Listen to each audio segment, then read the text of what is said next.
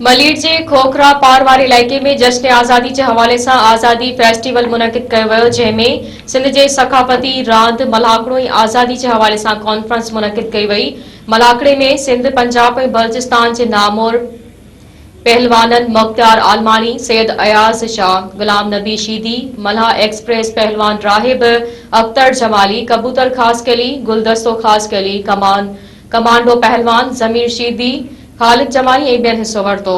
मल्हाकड़े जे रांदि में पहिरें जोड़ में पहलवान गुलाम नबी शीदी, ॿिए जोड़ में एक्सप्रेस पहलवान राहिब ऐं टें जोड़ में खालिद जमाली मैदान मारे इनाम हासिल कयो। उन मौक़े ते आज़ादी कॉन्फ्रेंस के खिताब कंदे अॻूणे MNA अब्दुल हकीम बलोच चयो त मुल्क जी आज़ादी लाइ असांजे वॾनि काफ़ी जिदोजहद करे कुर्बानियूं ॾिनियूं आहिनि, जेको जज़्बो अॼु बि असां में मौजूदु आहे।